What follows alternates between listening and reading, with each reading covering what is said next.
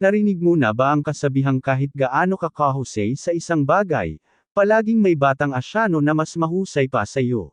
Well, yan ang buong buhay ni Orhan. Kilala siya bilang isang jack of all trades, na nangangahulugang halos anumang kasanayan ay kaya niyang matutunan. Pero gaano man siya magsumikap, palaging may mas mahusay sa kanya. Kaya kailangan niyang humanap ng paraan para malampasan ang kanyang kahinaan. Isang araw, nagtatrabaho si Orhan sa kanyang mesa nang biglang sinabi sa kanya ng pinuno ng partido na siya ay pinapalabas sa partido. Sinabi ni Oliver kay Orhan na matagal na niyang binabalewala ang hindi pagkakapantay-pantay ng kapangyarihan sa partido dahil magkaibigan sila ni Orhan mula pagkabata at gusto niyang manatili sa tabi nito.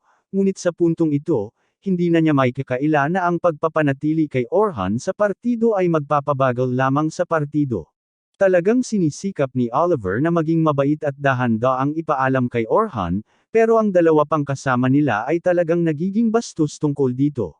Parehong tinawag ni Anneli at Derek si Orhan na isang bigat na patay at sinabihan siya na mas magiging maayos ang koponan kung wala siya. At kahit kailan ay hindi sasabihin ni Oliver iyan ng malakas, may katotohanan sa kanilang mga akusasyon, kaya pinakiusapan niya si Orhan na formal na magbitiw sa partido ng mga bayani. Nalulungkot si Orhan habang naaalala niya kung paano sila ni Oliver binuo ang grupo na ito 8 taon na ang nakalipas at mabilis na umakyat sa S-rank ng magkasama. Sila pa nga ang unang nakarating sa ika-74 na palapag ng Great Southern Dungeon, kaya hindi niya maintindihan kung bakit siya pinababayaan ni Oliver ngayon. Nilinaw ni Oliver na naiintindihan niya kung gaano kahalaga para sa grupo ang pagkakaroon ng isang enchanter na tulad ni Orhan na may kakayahang gumamit ng support magic.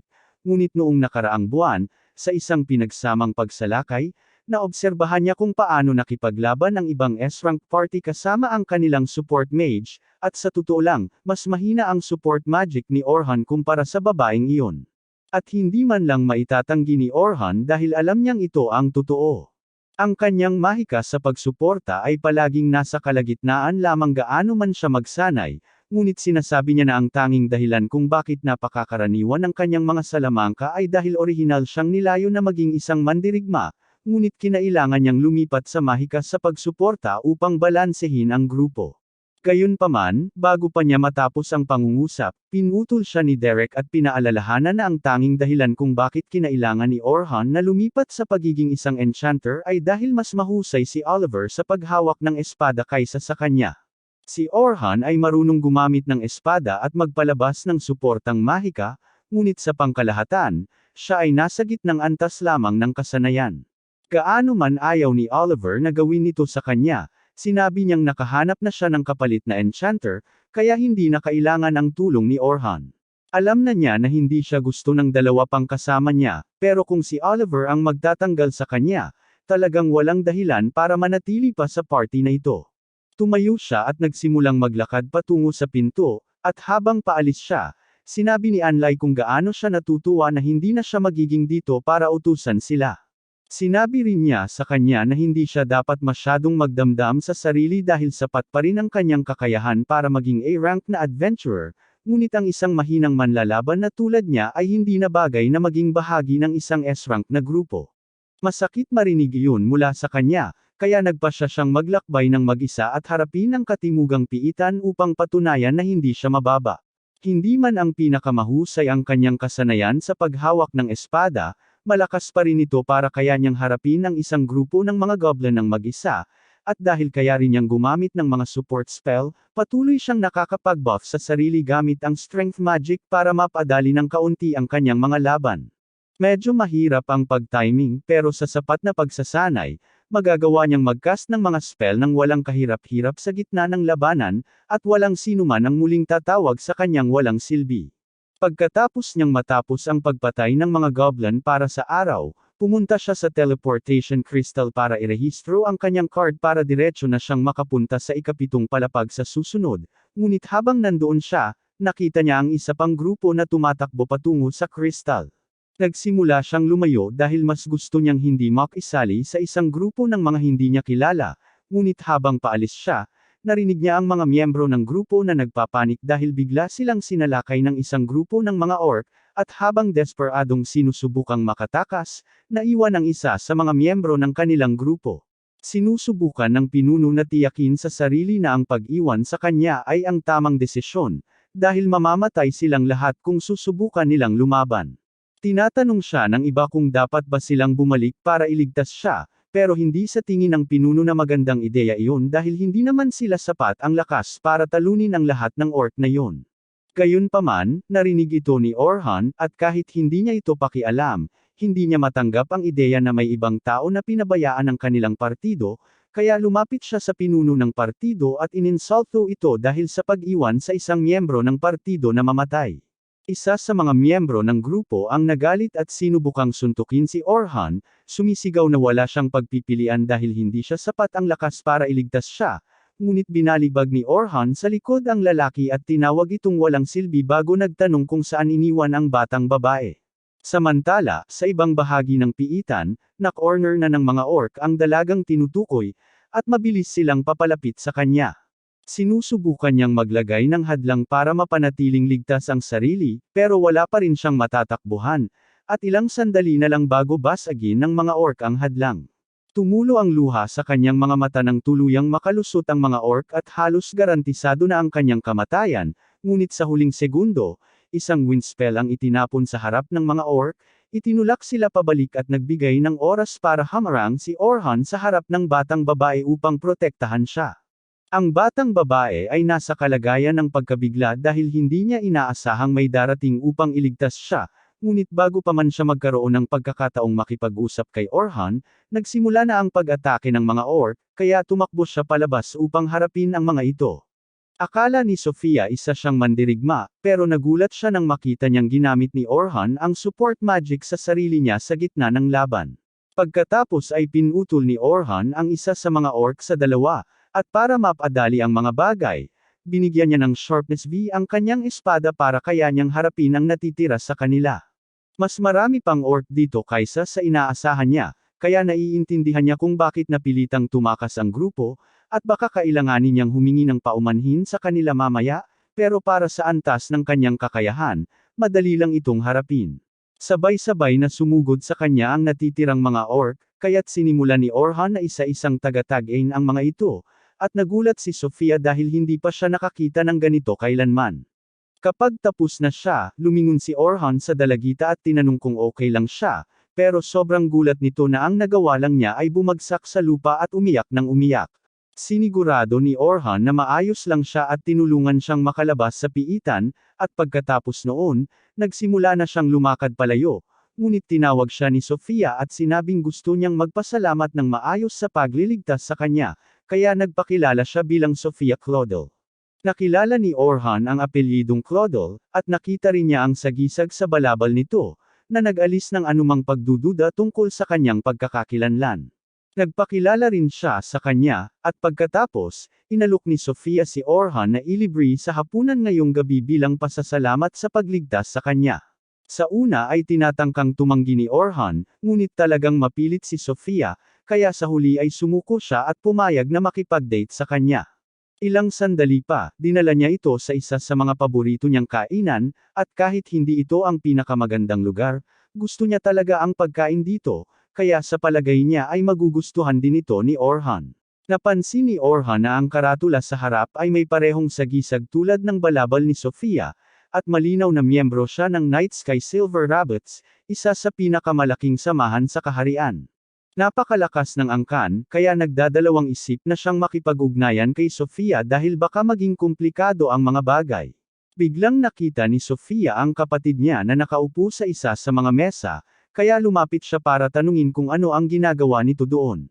Ipinaliwanag ni Selma na may meeting siya malapit lang, kaya nagpasya siyang pumunta rito para maghapunan.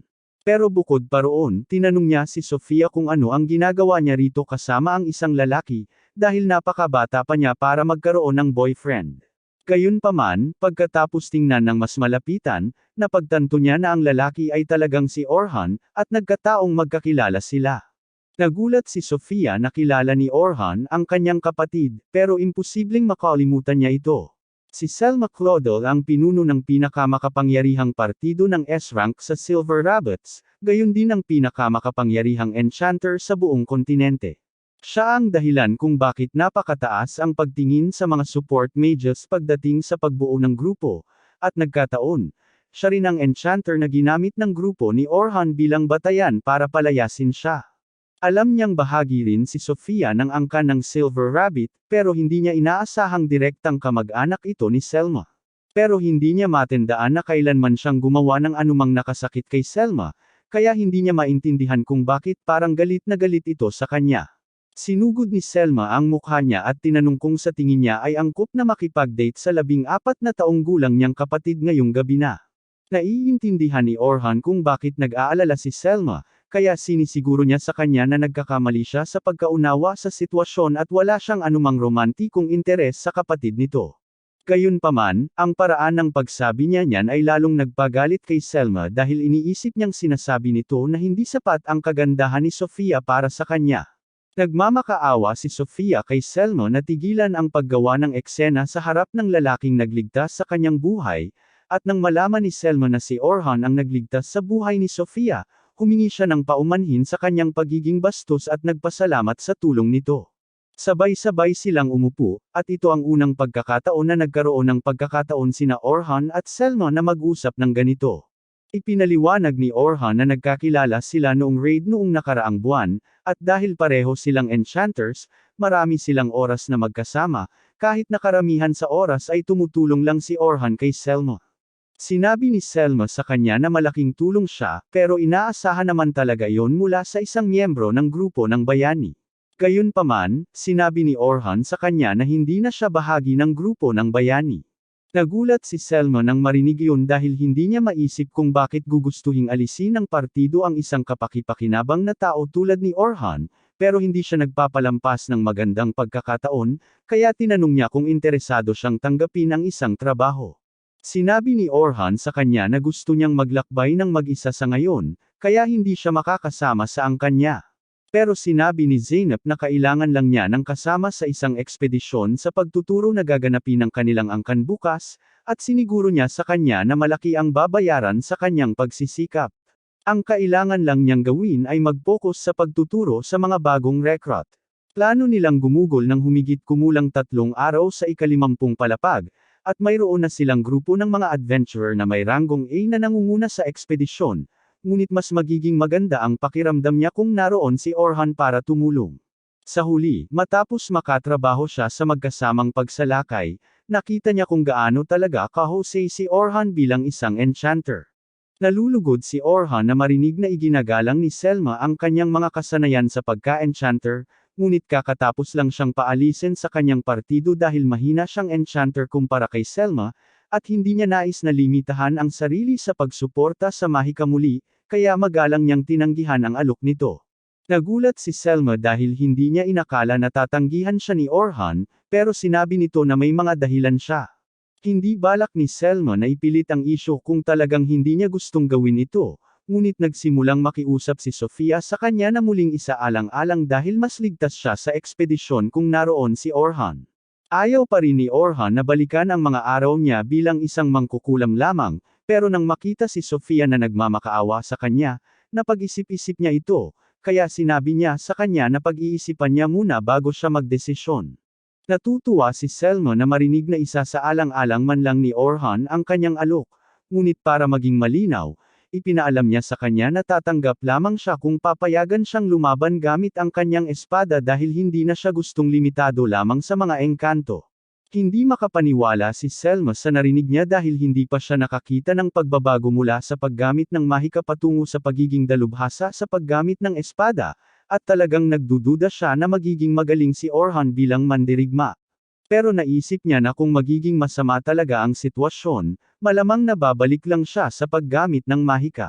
Sinabi niya sa lalaki na kung magpapas siya itong sumali sa ekspedisyon, dapat itong pumunta sa punong tanggapan ng Silver Rabbit ng maaga bukas ng umaga, at naghiwalay sila ng landas para sa gabi. Bago umuwi si Orhan, huminto muna siya sa isang tindahan ng armas, at tila malapit siya sa may-ari, kaya naman siya pumunta rito para makipag-usap. Naghanda ang matandang lalaki ng isang tasa ng tsaa para sa kanya at nagpasalamat kay Orhan sa tulong nito dahil bumubuhos ang negosyo dito simula nang irekomenda niya ang lugar na ito. Gayunpaman, iyon ang medyo gusto ni Orhan na pag-usapan sa kanya. Inimfirmahan niya ang matandang lalaki na siya ay pinatalsik sa grupo ng bayani, kaya ngayon walang makikinig sa kanya kahit na irekomenda niya ang tindahan at gusto niyang humingi ng paumanhin dahil hindi na siya makakatulong. Gayunpaman, sinabi ng lalaki sa kanya na wala siyang dapat ipagpaumanhin. Kung si Orhan man ay bahagi ng grupo ng bayani o hindi, siya pa rin ang parehong tao at napakarami na niyang nagawa para tumulong dito, kung saan lubos na nagpapasalamat ang lalaki. Si Orhan ay maaaring hindi na bayani, pero bayani pa rin siya sa puso, kaya sinabi sa kanya ng lalaki na dapat na siyang mabuhay para sa sarili mula ngayon at tumulong sa maraming tao hanggat gusto niya. Kinabukasan, nagtungo si Orhan sa punong tanggapan ng Silver Rabbit at nakilala ang Pangulo, si Vince Brier. Marami nang narinig si Vince tungkol kay Orhan, kaya sinabi niyang natutuwa siyang makilala ito sa wakas. Sabi ni Orhan, kailangan niya ng ilang detalye patungkol sa ekspedisyon bago siya magpasya kung sasali siya o hindi, kaya pinakiusapan ni Vince si Selma na ipaliwanag sa kanya ang lahat ng kailangan niyang malaman. Ipinaliwanag niya na ang ekspedisyon ay pupunta sa ika-51 palapag, ngunit sa unang araw ay aakyat lamang sila hanggang sa ika-21 palapag, at pagkatapos ay dahan-daang bababa hanggang sa ika-51 palapag. Bago dumating si Orhan, nakipagkita ng maaga si Selma kay Vince para mapag-usapan nila kung gaano katanga ang ginawa ng grupo ng bayani na palayasin si Orhan. Hindi na sila magiging kasing lakas ng dati nilang lakas ngayon na wala na siya, dahil ang kanyang suportang mahika ang nagdala sa kanila sa karamihan ng mga laban. Totoo na mas mababa sa karaniwan ang lakas ng mga spell ni Orhan, pero napakabilis ng kanyang pagcast, hindi bababa sa 4 na beses na mas mabilis kaysa kay Selma.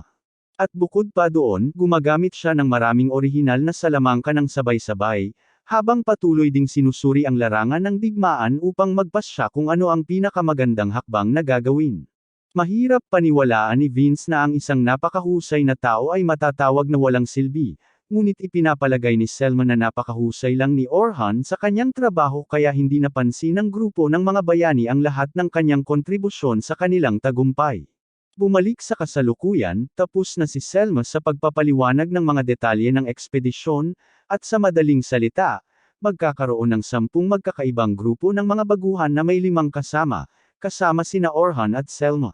Sa karamihan ng pagkakataon, ang mga baguhan ay inaasahang haharapin ang mga bagay-bagay ng mag-isa, ngunit kung may hindi pangkaraniwang mangyayari, papasok ang mga escort upang tiyaking walang masasaktan. Naiintindihan ni Orhan ang buod nito sa ngayon, pero tinanong niya kung bakit 5 lang ang kanilang dalang escort. Karaniwan, sa ganitong maikling schedule ng ekspedisyon, gugustuhin mong bawasan ang panganib hanggat maaari sa pamamagitan ng pagkuha ng maraming escort hanggat maaari. Nag-imbento ng dahilan si Selma at sinabing hindi niya gustong gawing masyadong madali para sa mga baguhan, pero alam ni Orhan na hindi iyon ang tunay na dahilan. Siguradong mayroon silang lihim na layunin na sinusubukan nilang makamit, at imposibleng sasabihin nila ito kay Orhan dahil isa siyang tagalabas, kaya nagpasya na lang siyang huwag na itanong ang bagay na iyon at sumunod na lang. Nagpasalamat si Vince sa pagiging maunawain nito, at bilang bahagi ng kasunduan, makakatanggap si Orhan ng 2 pirasong ginto ng maaga at 10 pa kapag matagumpay na natapos ang misyon. Tinanong ni Orhan kung sigurado sila sa ginagawa nila, dahil ang binabayaran nila sa kanya ay katumbas ng isang taong gastusin sa pamumuhay para sa ilang araw na trabaho, pero sinabi ni Selma sa kanya na sulit sa kanila ang bawat sentimo. Kinabukasan, maagang dumating si Orhan sa pasukan ng piitan gaya ng napagkasundoan, at pagdating niya doon, nakita niya ang isang grupo ng mga bagong manlalakbay na naghahanda sa malapit. Ilang sandali pa, dumating na rin sina Selma at Sofia, at tila masaya talaga si Sofia na makita si Orhan. Medyo masaya kung tatanungin si Selma, kaya pinaalalahanan niya si Orhan na wala pang 18 si Sofia at mas mabuting huwag siyang magtangkang gumawa ng anumang bagay sa kanya. Bukod pa riyan, tinanong ni Selma si Orhan kung bakit siya nakatayo ng napakalayo mula sa iba pang miyembro ng grupo, kaya ipinaliwanag niya na hindi niya gustong kabahan ang mga bagong recruit sa pamamagitan ng pagtayo ng masyadong malapit dahil hindi pa nila siya nakikita noon. Maganda ang kanyang sinabi, pero kailangan din naman ng mga bagong recruit na makilala si Orhan sooner or later, kaya nagboluntaryo si Sofia na ipakilala si Orhan sa lahat. Una, dinala niya siya para makilala ang tatlong iba pang escort, at nagpakilala sila bilang Anthem, Bernard, at Kathy. Parehong tagapagtanggol sina Bernard at Anthem, habang si Kathy naman ay tagapagpagaling, pero sa tingin ni Orhan ay medyo kakaiba ang buong bagay na ito dahil baka magamit niya ang kanyang espada, pero hindi alam ni Selma iyon noong hiningi niya siyang sumali, kaya ibig sabihin ay balak niyang pumasok ng walang taga-atake sa unahan. Ang dahilan nito ay dahil talagang desperado na si Selma. Sa huli, walang nagawa ang Silver Rabbit sa nakaraang taon, kaya gusto niyang makamit ang isang bagay sa lalong madaling panahon, kahit medyo mapanganib ito, pero hindi niya aaminin iyon. Upang maiwasan ang pagtatanong, binabago niya ang paksa at nag-aalok na ipakilala si Orhan sa mga baguhan sa susunod. Kinakausap niya ang lahat ng mga bagong recruit at sinasabing alam niyang kinakabahan sila sa pagpunta sa kanilang unang dungeon dive hanggang sa ika-51 palapag, ngunit tinitiyak niya sa kanila na walang mangyayaring masama dahil nag-hire siya ng isang grupo ng napakalakas na mga adventurer upang tumulong kung sakaling may mangyaring hindi inaasahan. Pagkatapos ay ipinakilala niya si Orhan bilang pundasyon ng operasyon at sinabi sa lahat na nakarating na siya sa ika-74 na palapag noon, kaya maaari silang magtiwala na siya ang magtatanggol sa kanila. Namamangha ang lahat ng mga baguhan sa mga nagawa ni Orhan, lalo na nang malaman nila na dating miyembro siya ng Hero Party, pero hindi sanay si Orhan sa ganitong karaming atensyon, kaya hindi niya alam kung paano tumugon. Ngayong pamilyar na ang lahat kay Orhan, sinabi ni Selma sa kanila na tapusin ang kanilang huling pagsusuri sa kagamitan bago sila bumaba sa piitan. Pagkatapos ay bumaling siya kay Orhan at sinabing gusto niyang samahan ito ang Group 10 dahil sila ang pinakamagandang baguhan sa grupo, kaya sa palagay niya ay marami silang matututunan kung si Orhan ang kanilang magiging halimbawa. Pagkatapos ay ipinakilala siya sa espesyal na grupo 10 na binanggit ni Selma, at nalaman niya na miyembro si Sofia dito, ngunit hindi niya maintindihan kung bakit 3 lang ang miyembro ng koponan na ito samantalang 4 ang lahat ng iba. Nagsalita si Logan at buong kumpiyansang sinabing dahil walang ibang rookie na makasabay sa kanila, kaya sila pinagsama-sama. Nagpakilala si Logan bilang enchanter ng grupo at sinabing malalagpasan niya balang araw si Selma, at naisip ni Orhan na mabuti na may ambisyon siya, pero medyo problema ang kanyang ugali. Susunod ay si Caroline, at ipinakilala niya ang sarili bilang tagapagtanggol ng grupo, ngunit medyo naguluhan si Orhan dahil tila wala siyang suot na baluti o dala-dalang kalasag. Ipinaliwanag ni Caroline na hindi siya gumagamit ng mga bagay na iyon at sa halip ay lilingan na lang kapag masyadong malapit ang mga halimaw. Sa kanyang pagtatanggol, ang mga tagapagtanggol na uri ng dodge ay talagang umiiral, gagana ang kanyang taktika, ngunit binabalaan siya ni Orhan na ang pagiging tagapagtanggol na uri ng dodge ay nangangailangan ng ilang antas ng secular na kasanayan sa pag-iwas, kaya mahirap itong maisagawa ng mga baguhan. Tinanong niya kung may nagbabala sa mga guro sa kanya tungkol sa learning curve, at binanggit ni Logan na maraming beses siyang binigyan ng babala kay Caroline, pero hindi siya nakinig sa payo, at nagsimula silang mag-away pagkatapos. Ngayon lang naintindihan ni Orhan ang sinabi ni Selma na espesyal ang grupong ito, pero sa magandang balita, nandito rin si Sofia, at siya ang pinaka-normal na estudyanteng maaasahan niya dahil hindi siya magdudulot ng anumang problema. Ilang sandali pa, sabay-sabay silang pumasok sa piitan, at kahit na nagkakagulo silang lahat sa labas at dito, maayos naman silang kumikilos. Masaya silang lahat na kasama si Orhan, pero nagtataka si Caroline kung bakit may sasali mula sa grupo ng bayani sa kanilang ekspedisyon dahil ang Silver Rabbit Clan ay isa sa mga karibal ng grupo ng bayani.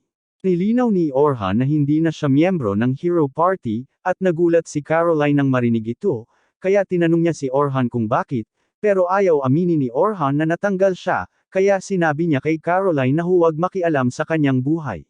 Gayunpaman, patuloy pa rin sa walang tigil na pagsasalita si Caroline at binanggit niya kung paano hindi tumigil si Sofia sa pagmamayabang tungkol sa pagkikita nila ni Orhan noong isang araw, at medyo nahihiya si Sofia, pero iniisip niya na talagang kahanga-hanga si Orhan, at masaya talaga siya na nagdesisyon siyang pumunta sa huli. Ilang minuto lang ang lumipas habang naglalakad sila sa loob ng kuweba, biglang lumitaw ang isang grupo ng mga lobo sa likod nila, at karaniwan, kailangan nilang huminto para harapin ang mga ito, pero hindi nag-aalala si Orhan dahil nag-iwan na siya ng maraming bitag sa likod nila noong papasok sila, kaya anumang halimaw na susubukang sumulpot sa kanila ay agad-agad na matutugunan. Sa ganitong paraan, hindi na nila kailangang mag-aksaya ng oras sa pagbabantay sa kanilang likuran, pero nagsisimula na akong makita kung bakit tinaguri ang walang silbi si Orhan dahil hindi niya sinasabi sa kahit sino na siya mismo ang nagbabantay sa kanilang likuran. Habang nagpapatuloy sila sa piitan, nagkaroon ng pagkakataon si Orhan na masilayan kung paano lumaban ang baguhan, at talagang humanga siya. Sa una, akala niya si Logan ay walang iba kundi isang baguhan na may malaking ego, pero mayroon pala siyang magandang kakayahan sa pag-e-enchant. Kung mapapanatili niya ang kanyang output sa mas mahabang labanan, madali siyang makakasali sa isang A-rank na grupo. Gayunpaman, para sa isang dapat na pinuno ng partido, napakasama niya sa pagbibigay ng mga tagubilin, bagaman malamang nagagaling siya sa paglipas ng panahon. Tungkol naman kay Caroline, may bilis siyang kailangan para maging tagapagtanggol na dodge type, pero medyo agresibo siya dahil sa sandaling makakita siya ng halimaw, diretso siyang susugod dito. Teknikal, iyan ang kanyang trabaho bilang tagapagtanggol, pero tila medyo mapanganib pa rin ito kay Orhan. Susunod si Sofia, at hindi siya kasing kahanga-hanga ng dalawa pang kasama niya, pero sapat pa rin ang kanyang kakayahan bilang isang caster, at wala siyang halatang kahinaan sa kanyang estilo ng pakikipaglaban, kaya sa tingin ni Orhan ay may magandang kinabukasan siya.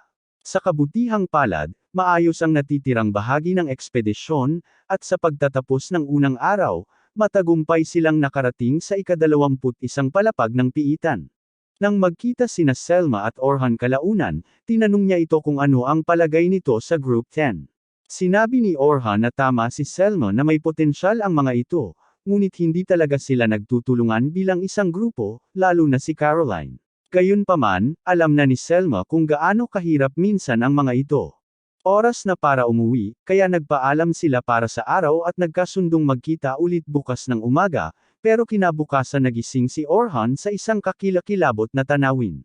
Opisyal nang nagpahayag sa publiko ang Hero Party tungkol sa pagpapaalis sa kanya, at nangangahulugan iyon na alam na ng lahat sa lungsod ang tungkol dito. Alam niyang mangyayari ito sa bandang huli, pero sana ay pagkatapos na siyang matapos sa ekspedisyon dahil lahat ng estudyante ay humahanga sa kanya dahil akala nila ay miyembro siya ng Hero Party, kaya kung malalaman nilang pinalayas siya, siguradong bababa ang tingin nila sa kanya. Ano man ang mangyari, kailangan pa rin niyang harapin ito, kaya nagsimula siyang magtungo sa pasukan ng piitan para sa ikalawang araw ng ekspedisyon. Gayunpaman, habang naglalakad siya sa kalye, bigla siyang tinawag ni Luna. Siya rin ay miyembro ng Hero Party, at palagi siyang mabait sa kanya tuwing nag-uusap sila, ngunit wala siya sa isang outing ng paalisin si Orhan. Alam niyang ipagtatanggol siya nito kung nandyan siya, kaya nagtataka siya kung magkaiba ang takbo ng mga bagay kung nandyan siya, pero wala nang silbi ang paghihinuha ngayon. Hinihiling ni Luna sa kanya na bumalik sa Hero Party dahil kailangan nila ang kanyang lakas, at nagulat si Orhan nang marinig iyon, kaya tinanong niya si Luna kung ganoon din ang opinyon ng iba, ngunit sinabi niya na hindi pa niya sinasabi sa iba. Dumating lang siya para hanapin siya dahil alam niya kung gaano kahalaga si Orhan sa kanilang koponan. Seryoso siya sa pagbabalik sa kanya, pero nakapagdesisyon na si Orhan. Ayaw na niyang bumalik sa Hero Party, at kahit bumalik pa siya, dahil nasa kaalaman na ng publiko ang balita, hindi na makatuwiran para bumalik siya ngayon. Hindi pa nababasa ni Luna ang pahayagan ngayon, kaya hindi niya alam kung ano ang sinasabi nito tungkol sa kanya, pero pinaalalahanan niya ito na nangako silang magkasamang susupilan ang dakilang labyrinth. Ang pagbanggit dyan ay nagbabalik ng maraming masakit na alaala para kay Orhan, kaya inilayo niya ang kanyang kamay at sinabing matagal na nilang pinanggako ni Luna at ni Oliver iyon, pero si Oliver pa ang nagpalayas sa kanya, kaya hindi na iyon mangyayari ngayon. Palagi siyang umaasa na magkakaibigan silang tatlo magpakailanman, pero hindi na maibabalik ang dati.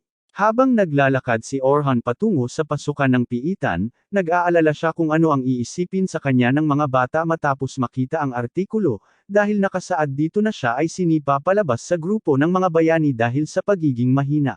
Pagdating niya sa meeting point, nakita niyang nagbubulungan ang lahat ng estudyante tungkol sa artikulo. Nagtataka sila kung bakit hindi sinabi ni Orhan sa kanila na pinalayas siya sa partido, Pero bago pa man sila makapagsalita sa kanya, dumating si Selma. Humihingi siya ng paumanhin kay Orhan dahil pinuri niya ito sa harap ng mga bata kahapon, sinasabing miyembro ito ng grupo ng bayani, nang hindi alam na siya ay pinatalsik na. Sinabi ni Orhan sa kanya na hindi na kailangang humingi ng paumanhin dahil medyo kasalanan din niya na naging malabo sa paglalahad ng nangyari.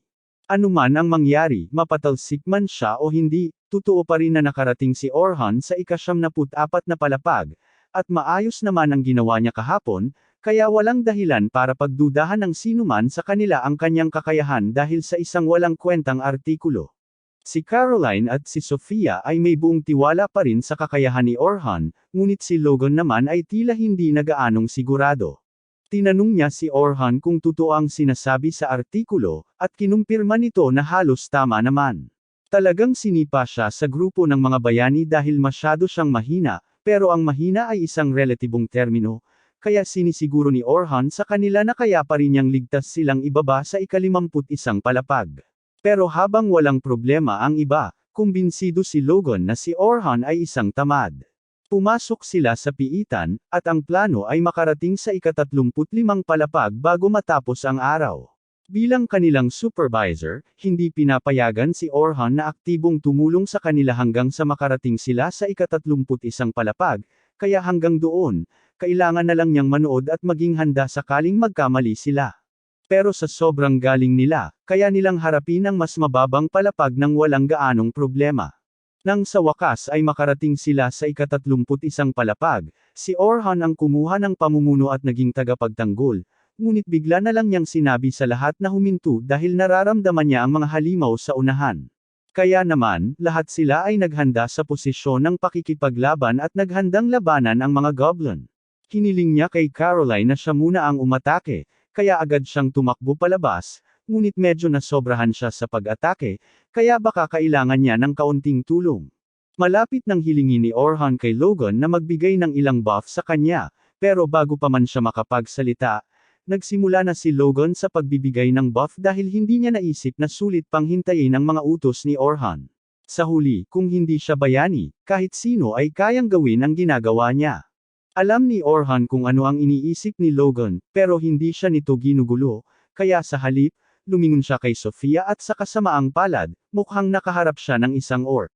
Natatakot siyang gumalaw dahil may trauma pa rin siya mula sa halos pagpatay sa kanya sa piitan, pero hindi pa balak ni Orhan na makialam. Sa tingin ni Logan, si Orhan ay isang bigong guro dahil hindi niya nailigtas si Sofia noong nasa panganib ito, kaya naman malapit na siyang tumulong mag-isa. Ngunit sa sandaling iyon, napansin niya na palihim na naglalagay si Orhan ng debuff sa bilis sa orc upang bigyan si Sofia ng mas maraming oras para mag-ayos ng sarili. Pagkatapos ay sinisiguro niya sa kanya na mas malakas siya kaysa sapat para harapin ang ganitong uri ng banta dahil hindi siya nag-iisa tulad noong huli, may Caroline, Logan, at siya rito para suportahan siya kung may mangyaring masama. At dahil sa pagtitiwalang nakuha niya kay Orhan, nagawa ni Sofia na magpalabas ng mas mataas na antas ng fire javelin para wasakin ang orc. Nagulat si Orhan dahil wala siyang kaalam-alam na kaya niyang gumamit ng advanced magic, at nagpasalamat si Caroline kay Sofia dahil sa paggawa ng ganoong hakbang. Binati ni Orhan si Sofia sa mahusay na pagkakagawa ng trabaho, ngunit hindi pa rin makapaniwala si Logan dahil pambihira ang paraan ng paghawak ni Orhan doon, lalo na ang katotohanang nagawa niyang magpalabas ng agility debuff kaagad habang itinutago ito, at walang katuturan na palalayasin ng grupo ng mga bayani si Orhan kung may ganitong uri siya ng kasanayan, kaya wala siyang ideya kung ano ang paniniwalaan. Sa kalaunan, nakarating ang grupo sa ika-35 palapag, ngunit doon, nakaharap sila ng isang higanteng tarantula. Medyo nagulat si Logan dahil alam niyang walang isa sa kanila ang sapat ang lakas para harapin ang bagay na iyon ng mag-isa.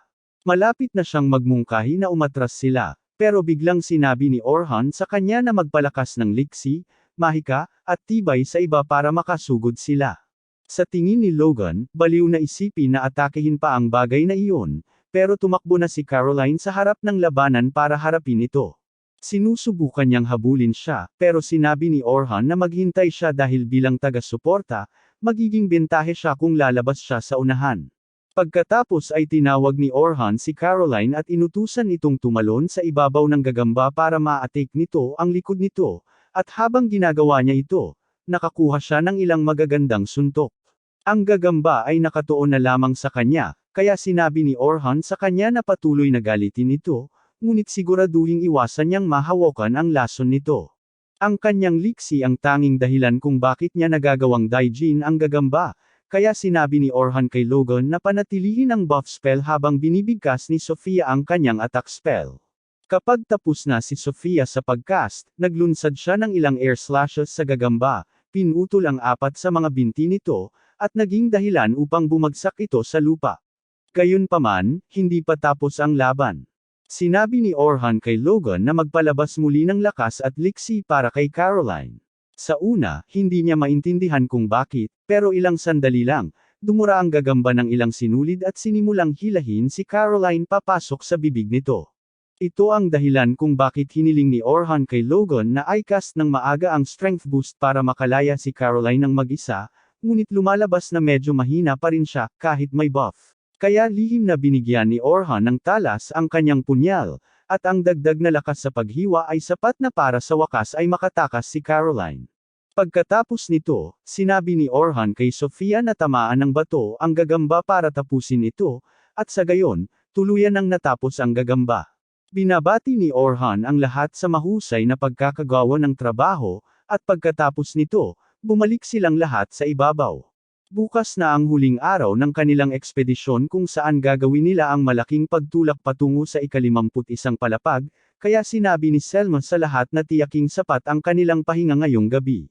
Habang paalis na si Orhan para sa araw, bigla siyang tinawag ng dalawa sa iba pang mga supervisor, pero hindi sila narito para magdulot ng anumang gulo, gusto lang nilang hilingin kay Orhan na kumain ng hapunan kasama sila. Mukhang mababait silang tao, at hindi niya talaga nagkaroon ng pagkakataong makipag-usap sa kanila noong ekspedisyon, kaya pumayag siyang sumama sa kanila at sama-sama silang nagtungo sa taberna. Samantala, sina Sofia, Caroline, at Logan ay nakasakay sa karwahe pauwi, ngunit maraming iniisip si Logan matapos makita ang lahat ng ginawa ni Orhan. Naalala niyang binanggit ni Sofia na iniligtas siya ni Orhan mula sa isang grupo ng mga orc, kaya tinanong niya ito kung naaalala nito ang paraan ng pakikipaglaban ni Orhan. Sabi ni Sofia, hindi naman talaga siya nakikinig, pero naaalala niya na nang lumapag siya, nagkaroon ng malakas na bugzo ng hangin, at pagkatapos noon, naglagay siya ng parang mahika sa kanyang espada bago niya pinutol ang mga orc. Ipinapalagay ni Logan na ang salam angkang tinutukoy niya ay tiyak na isang salam angkang nagpapatalas, at mahirap gawin ang mga iyon dahil gumagana ang mga ito sa mga sandata sa halip na sa mga tao. Bukod pa riyan, kakaiba para sa kanya na gumagamit ng espada si Orhan sa pag-atake gayong napakahusay niya sa mahika. Inamin ni Sofia na hindi rin niya alam kung bakit niya ginagawa yun, pero naaalala niyang may narinig siya kamakailan tungkol sa pagiging napapalitan niya ng pagkatao. Na-disappoint si Logan nang marinig niyang pinatalsik si Orhan mula sa grupo ng mga bayani, at nagalit din siya rito dahil sa pagtraidor sa kanyang inaasahan, pero ganap siyang nagkamali. Hindi lang perpektong taga-suporta si Orhan, ginamit pa niya ang agility debuff sa isang orc, na mas mahirap kaysa sa inaakala mo. Ganap na iba ang mga debuff sa mga regular na buff, at kahit si Selma ay bihira lang gumamit ng mga ito dahil napakahirap itong i-cast, ngunit nagawa ni Orhan na magmukhang madali. Nagawa rin niyang perpektong suriin ang larangan ng digmaan at magbigay ng mga utos sa tamang oras, at nagawa pa niyang hulaan ng maaga ang huling pag-atake ng tarantula. Mas mahusay siya kaysa sa anumang mangkukulam na nakita ni Logan noon, kaya walang saysay na lumipat siya bilang targeteer. Tinanong ni Caroline kung malakas man lang si Orhan kapag gumagamit siya ng espada, at kinumpirma ito ni Sofia dahil kung hindi, hindi niya nagawang patayin ang mga orc na sumalakay sa kanya noon. Napagtanto ni Logan na dapat ay henyo si Orhan dahil napakahusay niya sa mahika at paghawak ng espada, kaya alam niyang wala siyang pag-asa na malampasan siya, pero hindi nangangahulugang susuko na siya. Sinumpa niya sa sarili na gagawin niya ang lahat ng makakaya niya para matutunan ang lahat ng matututunan niya kay Orhan at lumakas hanggang sa kayanan niyang makipagsabayan sa lakas nito balang araw. Samantala, sa panig ni Orhan, kasalukuyan silang kumakain ng hapunan kasama ang iba sa taberna, at gustong-gusto nila kung gaano kasarap ang pagkain dito.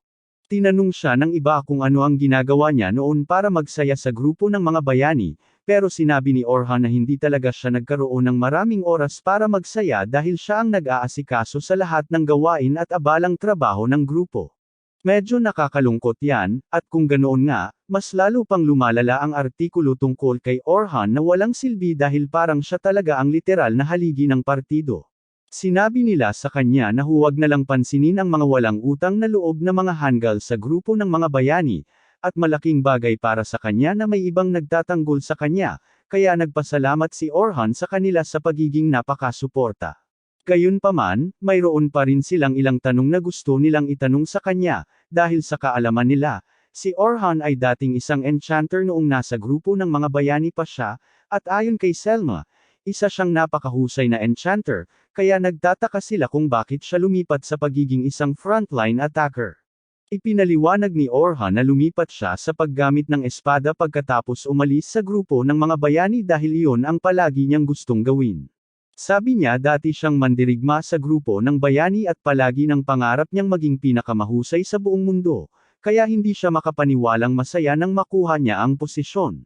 Ang kanyang ambisyon ay nagmula sa pagmamasid sa kanyang lolo na palaging nakikipaglaban gamit ang espada, kaya gusto niyang magawa ang mga kamanghamanghang bagay na katulad niya. Kung ganoon ang sitwasyon, tinanong nila kung bakit niya piniling maging enchanter sa simula pa lang, pero hindi naman talaga iyon ang gusto ni Orhan. Noong unang panahon ng grupo ng mga bayani, nang magsimula silang pumasok sa mas mababang palapag, mas naging malakas ang mga halimaw na kanilang nakaharap, kaya hindi na sila makapagpatuloy sa pag-usad gamit ang kanilang kasalukuyang komposisyon ng grupo. Sa panahong iyon nagsimulang kumalat ang impluwensya ni Selma, kaya nagpa siya ang kanilang partido na kailangan nila ng isang mangkukulam, at dahil si Orhan ay isang taong halos lahat ay matututunan, sa kanya napunta ang tungkulin. Mukhang mahirap nga iyon, pero sa magandang balita, ang sakripisyo ni Orhan ang nagbigay daan para makarating sila sa ika-74 na palapag. Gayunpaman, sinabi ni Orhan sa kanila na hindi naman talaga maganda ang nangyari. Oo, ang paglipat niya ay nagpabilis sa kanilang pag-unlad, pero ang pinakamagandang gawin sana ay ang dahan-daang pagbuo ng kanilang lakas dahil hindi pa sila handa sa kung ano ang nasa ika-74 na palapag. At alam niya sa katotohanan na walang anumang pagkakataon na makalagpas ang grupo ng bayani sa palapag na iyon sa kasalukuyan nilang kalagayan, at kahit subukan pa ito ay katangahan. Napansin ng iba na medyo Nathan si Orhan doon, kaya binago nila ang paksa at tinanong siya kung anong uri ng mandirigma ang gusto niyang maging. Sinabi ni Orhan sa kanila na nais niyang maging isang jack of all trades, isang mandirigma, isang taong kayang makarating sa mas mababang palapag ng mag-isa. Namangha ang iba dahil hindi pa sila nakarinig ng ganitong uri ng panaginip, pero kung si Orhan, sigurado silang kaya niya itong gawin. Kinabukasan, nakita natin ang grupo ng mga bayani na diretso sa piitan, at naalaala natin kung paano sinabi ni Orhan na magiging hanggal sila kung susubukan nilang makapasa sa ika-74 na palapag sa kasalukuyan nilang kalagayan. Oo, mukhang may gagawin silang katangahan. Kinabukasan, bumalik si Orhan sa pasukan ng piitan para sa huling bahagi ng ekspedisyon at agad siyang sinalubong ng mga bata. Nagpasya si Caroline na bigyan si Sofia ng pagkakataong makausap si Orhan, kaya binanggit niya na maganda kung makakakuha sila ng gantimpala pagkatapos makumplito ang ekspedisyon. Pagkatapos ay sinenyasan niya si Sofia upang ipaalala sa kanya kung paano niya gustong hilingin kay Orhan na opisyal na sumali sa kanilang guild, ngunit nang malapit na niya itong sabihin, biglang tinawag ni Selma si Orhan, kaya napilitan siyang lumayo muna sa ngayon. Habang naglalakad si Orhan papunta kay Selma, narinig niya ang isang grupo ng mga estudyante na nag-uusap tungkol sa kung paano sinusubukan ng grupo ng mga bayani na makarating sa pinakamalalim na bahagi ng piitan ngayon. Tila nagsisimula sila sa ika-72 palapag, at nang marinig ito ni Orhan, sandali siyang tumigil dahil hindi siya makapaniwala na gagawa sila ng isang bagay na mapanganib, lalo na't kakapalit lang nila sa kanya ng isang bagong miyembro ilang araw na ang nakalipas at wala pa silang oras para magsanay. Nagsimula siyang ma-stress kung gaano kalala ang kahihinatnan nito, ngunit pagkatapos ay naalala niya, sandali lang, hindi ko na ito problema. Samantala, ang Hero Party ay kara-rating lang sa ika-72 palapag ng Southern Dungeon kasama ang kanilang bagong recruit, si Philly Carpenter. Sa hindi malamang dahilan, hindi nila sinubukan ang kanilang pagtutulungan bago ito, ngunit bilang depensa nila, ang aplikasyon ni Philly ay napunan. 2 araw na ang nakalipas, ipinakilala si Philly sa lahat, at tila nakarating na siya sa ika-100 palapag ng Western Dungeon dati, kaya natural lang, inakala nilang madali para sa kanya na tulungan silang gawin din ito sa Southern Dungeon. Sigurado sina Anlay at Derek na ang mga support spell ni Philly ay mas mahusay kaysa sa anumang maaaring gawin ni Orhan, at mabilis nilang sinimulang ipahayag kung gaano nila siya kinamumuhian. Labis na naiinis sina Derek at Anlay dahil hindi sila hinahayaan ni Orhan na magdaos ng mga magarbong salo-salo kahit na marami silang pera sa bank account ng salo-salo, at ang marinig silang mag-usap ng ganoon ay nagdudulot na ng banta sa Philly dahil mukhang wala na sanang pera ang dalawang iyon ngayon kung hindi pinamamahalaan ni Orhan ang kanilang pananalapi. Putol ni Oliver at sinabihan ang lahat na huwag nang pag-usapan si Orhan dahil ang araw na ito ay dapat tungkol sa pagtanggap kay Philly sa party. Biglang pumasok si Luna dahil nalaman niya lang ang tungkol sa pagsali ni Orhan sa ekspedisyon ng Silver Rabbits, kaya isipin ang kanyang pagkagulat nang malaman niyang pinalitan na pala ng iba si Orhan nang hindi muna siya kinokonsulta. Tinanong niya sila kung bakit kasama na ngayon si Orhan sa Silver Rabbits, at parehong hindi makapaniwala sina Derek at Anlay na nagawa ni Orhan na sumali sa isang kilalang guild sa loob lamang ng ilang araw. Ngunit wala itong binago dahil hindi na siya miyembro ng kanilang grupo. Noong una, nang marinig ito ni Luna, inakala niyang sumuko na si Orhan sa pamumuno ng grupo dahil pinipigilan nila siya. Ngunit buong pagmamalaking sinabi ni Derek na sila ang nagpatalsik sa kanya. Nawalan ng masabi si Luna dahil hindi pa niya naririnig ang ganoong katangang desisyon simula noong nangyari ang drama ni Sisi at Kingsman. Ipinaalala niya sa kanila na si Orhan ang literal na sentro ng kanilang grupo, at kung wala siya, hindi sana sila nakarating sa ganito kalayo, ngunit ayaw itong tanggapin ng iba. Sabi ni Derek, kahit gaano pa kataas ang tingin ni Luna kay Orhan, isa pa rin siyang mababang uri ng talo sa pagiging isang enchanter, at isa pa, wala na siya, kaya wala nang saysay pang magreklamo tungkol dito ngayon. Ayaw ni Luna nito, pero alam niyang wala na siyang paraan para makumbinsi si Orhan na bumalik ngayon, kaya naman nagngingit-ngit na lang siya at tinanggap na nawala na siya sa kanila. Inisip naman ng iba na ang pananahimik ni Luna ay nangangahulugan na sumasang-ayon na siya sa kanila, kaya nagpa siya si Oliver na sumugal ng 2 beses sa mga katangahang desisyon at inanunsyo na gusto niyang subukan ang sinerhiya ng Philly sa grupo sa ika-72 palapag, at kung magiging maayos iyon, lilipat sila sa ika-74 na palapag para talunin ang kanilang record. Agad na tumutol si Luna sa ideya dahil nasisiyahan siyang mabuhay. Sinabi niya kay Oliver na kung gusto nitong subukan ang kakayahan ni Philly, mas makabubuting gawin ito sa isa sa mga mas mababang palapag tulad ng ika-30 palapag para sa kaligtasan, pero lahat sila ay nakatingin sa kanya na parang kakasimula pa lang niyang magsalita ng wikang banyaga.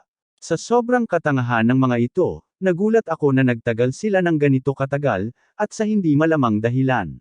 Mukhang hindi nila maintindihan kung gaano kadelikado ang magsanay ng bagong miyembro ng team sa isang floor na halos hindi nila natalo noong nakaraan.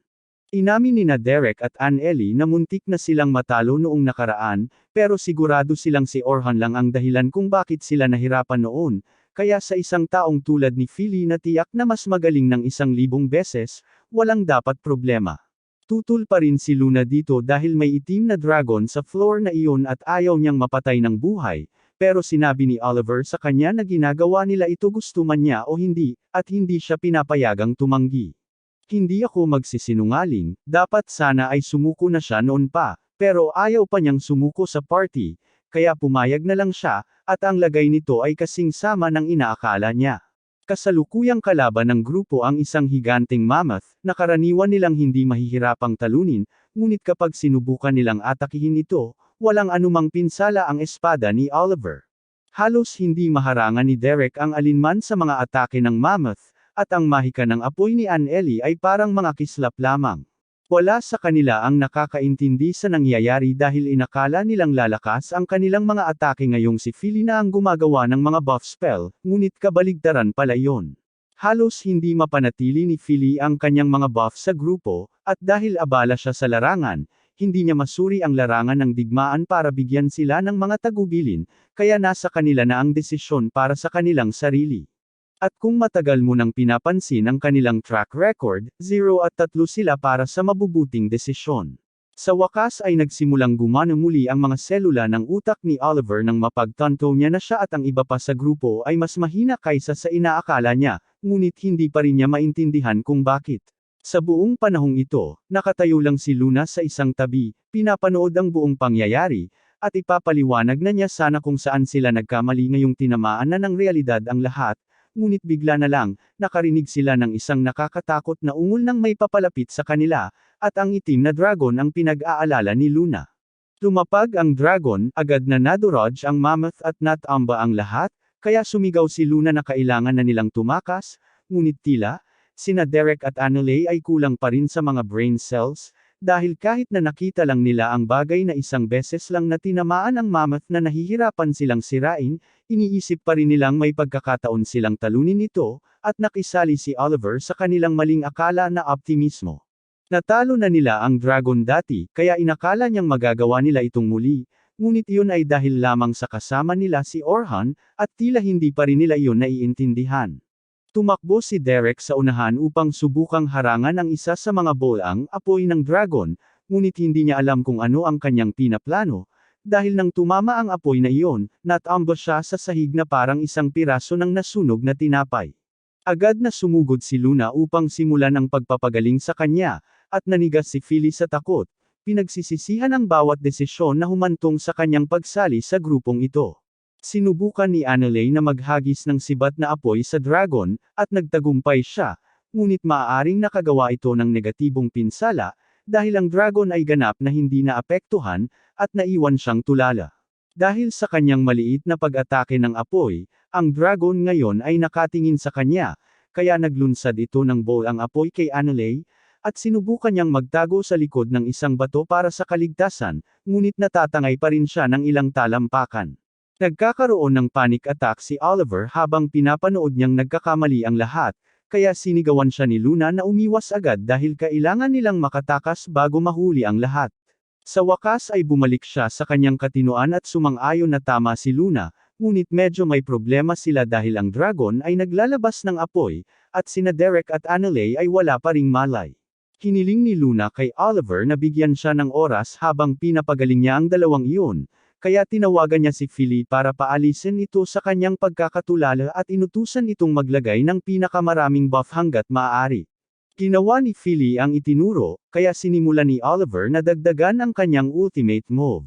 Gayunpaman, nang tumama ang slash ni Oliver sa fireball ng dragon, tuluyan itong na-negative, at siya ay napatalsik din pabalik. Nawalan ng pag-asa si Oliver dahil kung kahit ang kanyang pinakamalakas na atake ay hindi kayang sirain ang dragon, ano ang dapat nilang gawin? Nadismaya si Luna nang makita si Oliver sa isang mahinang estado ng mundo kahit na dapat ay siya ang pinuno, ngunit dahil ganito na ang sitwasyon, sinabi niyang ang tanging pagpipilian na lang nila ay gamitin ang pabago-bagong gate na itinatago nila para sa mga emergency. Ang pabago-bagong gate ay isang mahiwagang bagay na maaaring lumikha ng koneksyon sa pagitan ng mga antas ng piitan, na nagpapahintulot sa mga adventurer na maglakbay mula sa isang palapag patungo sa isa pa kaagad, ngunit mapanganib ito dahil maililipat ka sa boss room ng ibang palapag at ang numero ng palapag ay ganap na random. Naisip ni Philly na masyadong mapanganib ito dahil sa sandaling makatawid sila, kakailanganin nilang labanan ang boss ng ibang palapag. Ngunit wala silang pagkakataong talunin ang dragon kung mananatili sila, kaya kakailanganin nilang gamitin ang gate at magdasal na sana ay ipadala sila sa isa sa mga mas madaling palapag. Pinaandar ni Oliver ang gate, at pagkatapos kunin sina Derek at Annalie, naghanda silang tumalon, ngunit sa huling segundo, biglang hinaranggan ng dragon ang kanilang daan gamit ang isang pader ng apoy, at habang sumusulong ito patungo sa kanila, sa halip ay dumaan ito sa gate. Matapos makaalis ang dragon, nakahinga ng maluwag si Derek dahil hindi na nila ito kailangang harapin pa, ngunit sumigaw si Luna na ito na ang pinakamasamang bagay na maaaring mangyari. Napagtanto ni Oliver na nangangahulugan ito na ang dragon ay malamang na na-teleport sa isang random na boss area sa dungeon, kaya posible na maraming baguhan ang makakasalubong ng dragon dahil sa kanila. Sinabi ni Luna sa lahat na kailangan nilang bumalik sa guild at bigyan sila ng babala upang mapilitan nilang i-teleport ang lahat ng adventurer palabas sa lalong madaling panahon.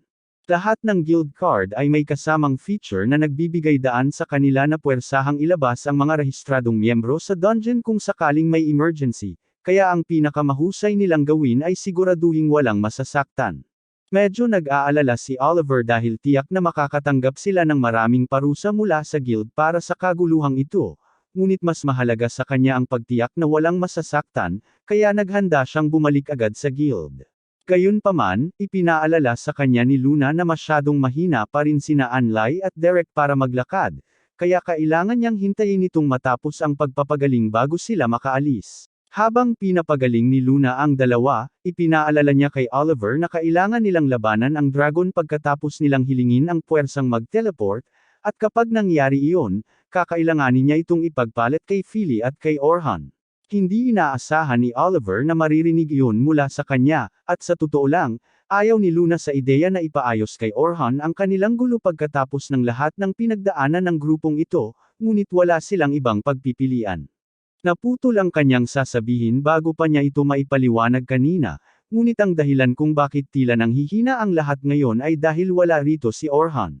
Sinabi niya sa kanila na isa-isa, wala ni isa sa kanila ang nanghina, ngunit hindi siya pinaniwalaan ni Oliver dahil ang kanyang banal na hiwa ay hindi man lang kayang kalmutin ang dragon. Gayunpaman, ipinaliwanag ni Luna na ito ay dahil sa kapabayaan ni Oliver. Ang lakas ng isang support spell ay nakasalalay sa caster, habang ang tagal ay nakasalalay sa magic resistance ng tatanggap, at nagkataon na si Oliver ay may napakataas na magic resistance, kaya ang mga spell ni Philly ay tumatagal lamang ng halos 1 minuto para sa kanya bago niya kailanganing baguhin ang mga ito. Hindi ito naging problema para kay Orhan dahil nasubaybayan niya ng maayos ang mga oras ng spell. Ikinatwira ni Oliver na dapat ding gawin ito ni Philly dahil mas marami siyang talento bilang isang enchanter kaysa kay Orhan, at sumang-ayon si Luna na ang likas na talento ni Orhan bilang isang enchanter ay mababa, ngunit iyon mismo ang dahilan kung bakit siya nakaisip ng ilang orihinal na spell upang mapunan ang kanyang mga kahinaan. Labis na nagulat ang iba dahil ito ang unang pagkakataon na narinig nila ito, at ang isang salamangkero na may orihinal na spell ay napakabihirang.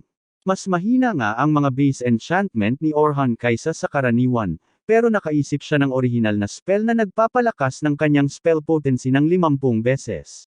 Nahihirapan si Philly na paniwalaan iyon dahil kahit si Selma ay 10 beses lang nakapagpalakas ng kanyang mga spell pero iyon ang totoo. Ang Divine Slash ni Oliver ay gumagana sa pamamagitan ng pag-iipon ng enerhiya at paglabas nito ng sabay-sabay, at sa teorya, kung mas matagal pa siyang nag-iipon ng enerhiya, makakagawa sana siya ng kaunting pinsala sa dragon, pero nasanay na siya sa mga buff ni Orhan, kaya mas naging efficient ang skill kaya mas kaunti ang kanyang effort, at ganoon din kay Anil. Nasanay na siya sa mga buff ni Orhan kaya gumamit na lang siya ng mga mid-tier spell kaysa sa mga advanced spell dahil mas madali itong gamitin. Bukod pa riyan, gumagana rin ang mga spell ni Orhan sa mga kagamitan, kaya lahat ng kanilang mga atake at depensa ay naging lubos na umaasa sa mahika ni Orhan nang hindi nila namamalayan. Biglang nabuhay muli ang lahat ng kanilang mga brain cell nang sa wakas ay napagtanto nila kung gaano kahalaga si Orhan sa grupo. Ngunit ilang sandali pa, biglang bumagsak ang katalinuhan ni Oliver nang mangibabaw ang kanyang ego, at nakumbinsi niya ang sarili na ang pagkatalo niya sa dragon noon ay walang kinalaman kay Orhan. Kahit na malinaw nating nakikita si Orhan na dala ang koponan sa flashback, para naman kina Orhan at sa iba pa, ngayon ang huling araw ng ekspedisyon, kaya magsisimula sila sa ika-36 na palapag at magpapatuloy hanggang sa makarating sila sa ika-50 palapag, pagkatapos nito ay ligtas silang magte-teleport palabas ng piitan. Mukhang medyo diretso lang, ngunit sa hindi malamang dahilan, may masamang kutob si Orhan tungkol sa lahat ng ito. Totoo na makakaharap nila ang mga halimaw na hindi kayang harapin ng mga bagong recruit ng mag-isa, ngunit dahil aktibo ang lahat ng mga supervisor, kasama na siya, dapat ay magagawa ito. Ngunit nakakaramdam siya ng hindi magandang pakiramdam mula sa piitan ngayon at hindi niya ito matukoy. Patuloy siyang nag-iisip ng posibleng dahilan, ngunit pagkatapos ay nag-ambala siya ng mga batang tumatawag sa kanya dahil sa tuwa, at labag sa kanyang mabuting pagpapasya, nagpasya siyang isantabi muna ang kanyang mga alalahanin. Patuloy na humihingi si Caroline ng mga tip kay Orhan para mapabuti ang kanyang mga kasanayan sa pakikipaglaban dahil gusto niyang pumatay ng maraming halimaw hanggat maaari, ngunit sinabi sa kanya ni Orhan na may limitasyon sa kung gaano karami ang magagawa niya habang baguhan pa lamang siya. Ipinaalala niya sa kanya na ang trabaho niya bilang tagapagtanggol ay protektahan ang grupo, kaya hindi siya dapat masyadong nakatutok sa pag-abante sa lahat ng oras, pero sabi niya ay hindi masaya ang ganoong paraan. Sumabat si Logan at sinabihan si Caroline na magpasalamat sa payo ni Orhan dahil kahit si Albert ay ganoon din ang sinasabi, pero ang marinig ang pangalang iyon ay nakakuha ng atensyon ni Orhan dahil si Albert Sensible ay ang sikat na ace adventurer ng Silver Rabbit Guild.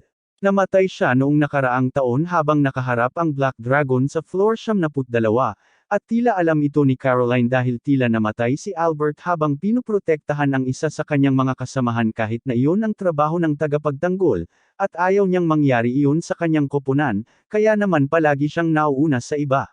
Makikita ni Orhan sa tingin sa kanyang mga mata na mayroong malalim na trauma doon, at hindi siya binabayaran para maging isang therapist, kaya nagkunwari na lang siyang hindi niya nakita iyon at sinubukang mag-move on. Ngunit nang sandaling iyon, nagsalita si Sofia at tinanong si Orhan kung may mga tip na maibibigay siya dahil gusto niyang malaman kung ano ang dapat niyang pagbutihin, at humingi rin si Logan ng ilang payo. Maya-maya, nakarating na silang lahat sa piitan, at habang nagpapahinga sila, lumapit si Selma kay Orhan upang banggitin na sa tingin niya ay maganda kung gaano naging mainit ang pakikitungo ng mga bata sa kanya kamakailan. Inamin niya na medyo nag-aalala siya kung paano nila siya tatrituhan matapos lumabas ang artikulong iyon sa pahayagan, ngunit tinanggap pa rin siya ng lahat. Naalala ni Selma na narinig niya sina Orhan at ang mga bata na nag-uusap tungkol kay Albert kanina, kaya ikinwento niya kung gaano kalungkot ang pagkawala nito para sa mga Silver Rabbits. Pagkatapos noon, natalo ni Orhan at ng grupo ng mga bayani ang Black Dragon, ngunit napakahirap nito, kaya alam ni Orhan na hindi namatay si Albert dahil mahina ito. Isa lamang itong hindi inaasahang pangyayari. Nagpatuloy si Selma sa pagkukwento kung gaano kahirap makahanap ng isang taong may kakayahang pumalit sa butas sa guild na iniwan ni Albert, at alam ni Orhan na ginagamit niya ito bilang pagkakataon para i-recruit siya, ngunit hindi siya interesado. Sinabi niya sa kanya na ang isang grupo ay hindi nangangailangan ng dalawang enchanter, at naiintindihan iyon ni Selma, ngunit dahil sinabi ni Orhan na lilipat siya sa swordsmanship, iniisip pa rin ni Selma na magiging mahalagang asset siya sa team.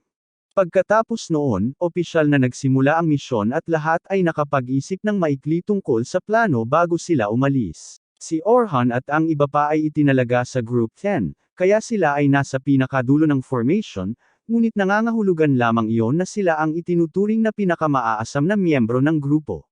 Medyo kinakabahan si Sofia dahil halos mag-isa sila rito, ngunit sinabi ni Orhan na ito ay isang kinakailangang karanasan dahil sa kung gaano kakomplikado ang layout ng isang piitan, kakailanganin nilang matutunan kung paano ito ay navigate ng mag-isa kung sakaling mahiwalay sila sa iba pang miyembro ng grupo. Sumang-ayon si Logan kay Orhan, ngunit ayaw pa rin ni Caroline ang ideya na posibleng maliga dito sa ibaba. Sabi ni Orhan, kaya mahalagang maglaan ng oras sa pangangalap ng impormasyon para sa pagsisid sa piitan ng maaga, lalo na sa mga mapa ng layout ng piitan para hindi ka mabigla sa anumang sorpresa. Sa pagkakataong iyon, hiniling ni Caroline kay Orhan na ibahagi sa kanila ang ilan sa kanyang impormasyon dahil mas malayo na ang napuntahan niya sa piitan kaysa sa lahat ng iba pa, at gusto nilang matuto ng kaunti tungkol sa pinakamalalim na palapag ng piitan. Walang nakikitang masama si Orhan sa pag-uusap tungkol dito, kaya sinabi niya sa mga bata na ang mga mas mababang palapag ay opisyal na nagsisimula sa bandang palapag 76, at ang mga palapag mula roon ay karaniwang may temang yelo o nyebe. Para naman sa pinakamalalim na palapag, hindi iyon nagsisimula hanggat hindi ka nakakarating sa palapag 71, ngunit halos wala siyang pagkakataong magpaliwanag tungkol sa sahig dahil paulit-ulit siyang sinasamantala ng iba. Samantala, sa unang tingin, dumating si Luna sa Adventurers Guild kasama ang iba pang miyembro ng Hero Party, at agad siyang humiling na makipagkita sa Guildmaster dahil may importante siyang sasabihin dito. Isa sa mga receptionist, si Eleanor, ang nagsabi kay Luna na ang Guildmaster ay kasalukuyang nasa isang meeting, kaya kailangan niyang maghintay muna kung gusto niya itong makilala. Ngunit balis ang sinabi ni Luna na wala ng oras dahil kailangan nilang pilitin ang lahat na ay teleport palabas ng piitan agad-agad. Pagbalik sa piitan, nagpatuloy ang grupo sa paglalakbay sa piitan, ngunit nagsisimula na silang makaramdam na may mali dito.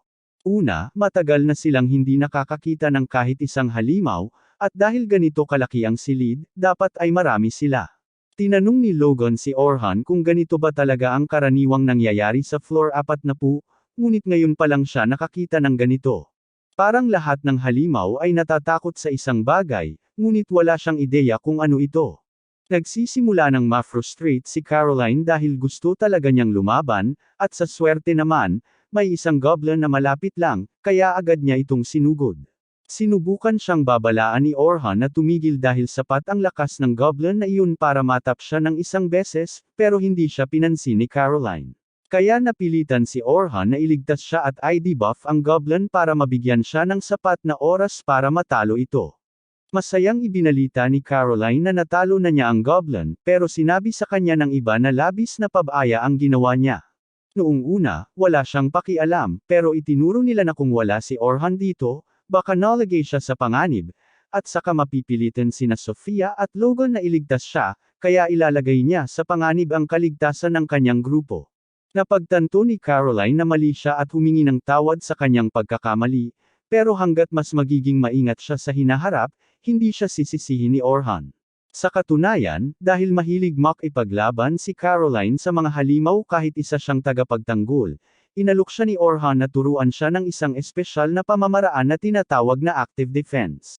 Natuwa si Caroline at hiniling niya rito na ipaliwanag pa ang tungkol dito, kaya sinabi ni Orhan na ito ay isang paraan ng pag-akit ng mga atake ng iyong kalaban upang manatili silang abala habang ang iba pa sa iyong grupo ay naghahanda ng kontra-atake.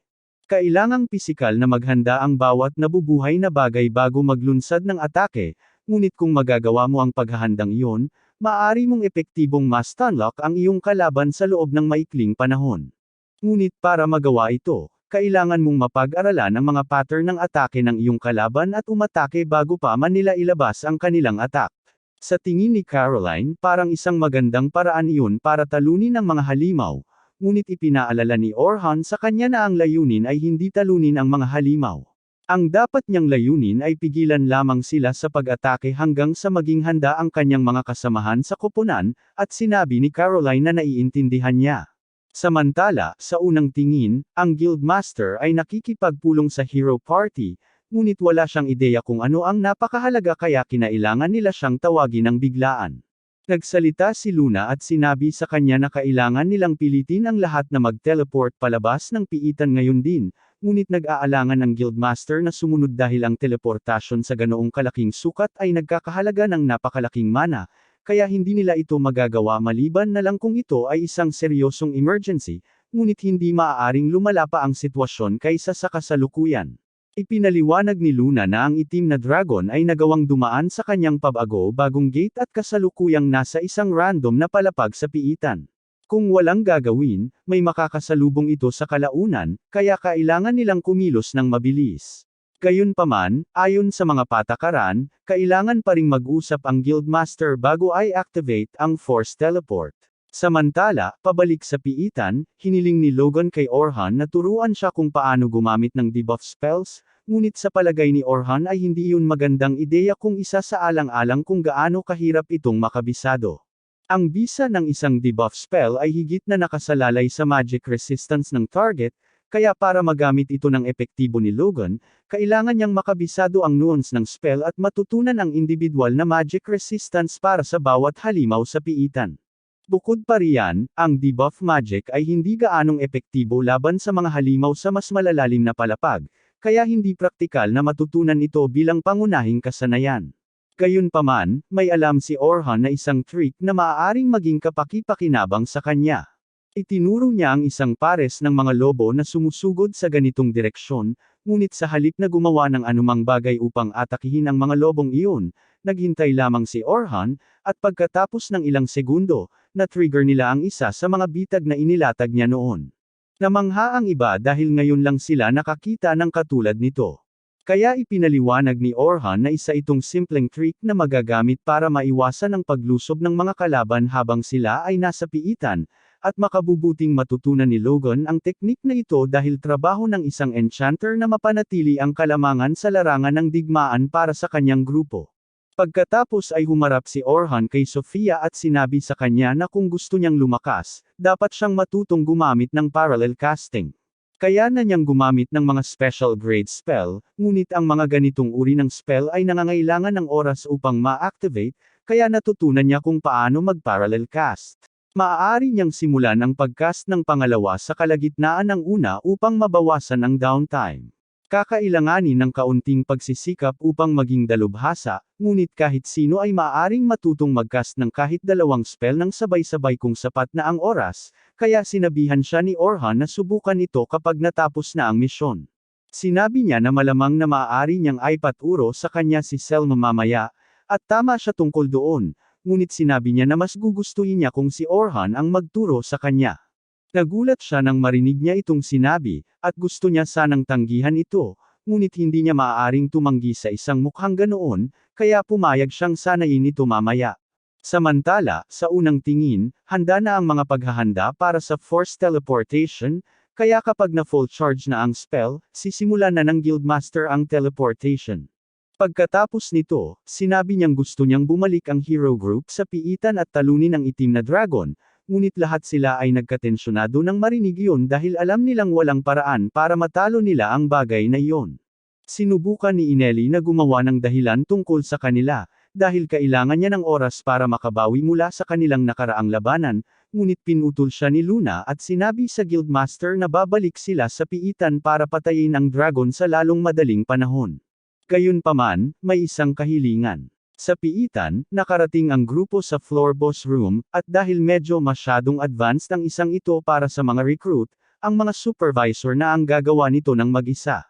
Tumungo si Orhan sa mga frontline kasama ang iba pang mga supervisor, at sa sandaling magsimula ang labanan, sumugod siya upang ilihis ang atensyon ng troll habang ang lahat ay naghahanda ng pag-atake. Mahusay na kinontrol ni Orhan ang paggalaw sa larangan ng digmaan, at salamat sa kanya, nagawa nilang patayin ang troll sa loob ng ilang minuto, kaya maayos ang lahat. Gayunpaman, sa panig ng hero party, napakasama ng sitwasyon. Pabalik na sila sa piitan kasama si Luna na nangunguna, ngunit ang iba ay nalilito kung bakit niya hiniling sa Guildmaster na ay teleport muna ang mga tao sa palapag 40 hanggang 50. Ipinaliwanag ni Luna na ito ay dahil malamang na nasa isa sa mga palapag na iyon si Orhan, at kakailanganin nila ang tulong niya kung plano nilang talunin ang dragon. Sa panig ni Orhan, siya at ang iba pa ay sa wakas ay nakarating sa boss room ng ika-50 palapag, at napatay na nila ang halimaw ng alimango dito, kaya opisyal na tapos na ang misyon. Gayunpaman, nang akala ni Orhan ay makakapagpahinga na siya, ang espasyo sa itaas ng lahat ay nagsimulang mabitak at biglang lumitaw ang itim na dragon, na nag-iwan sa lahat ng takot. Natahimik si Selma at ang iba pang mga supervisor dahil alam nila kung gaano mapanganib ang dragon na iyon, at kahit si Orhan ay walang ideya kung paano haharapin ito dahil walang paraan na matatalo nila ang bagay na ito sa kasalukuyan nilang kalagayan. Ang tanging tunay na pagpipilian nila ay subukang makapasa sa dragon o makarating sa teleportation crystal, pero mas madaling sabihin kaysa gawin iyon, lalo na kung lahat ng iba ay takot na hindi man lang makagalaw.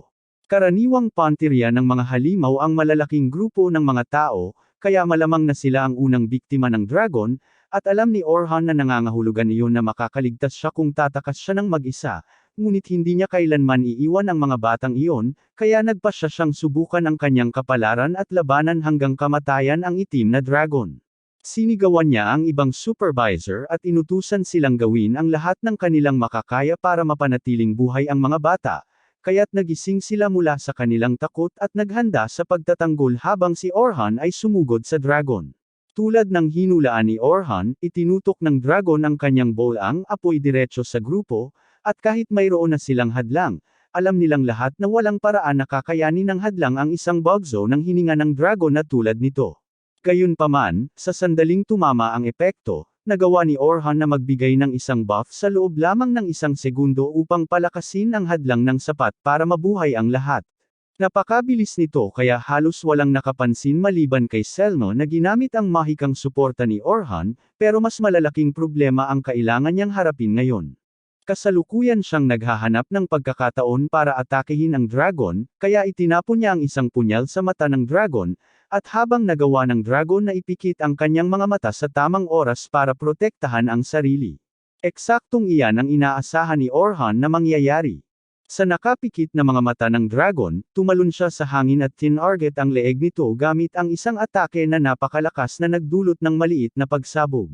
Namangha ang iba na nagawang magpakawala ni Orhan ng ganitong lakas sa isang hampas lang, pero kahit ang ganoong atake ay hindi pa rin sapat para talunin ang dragon.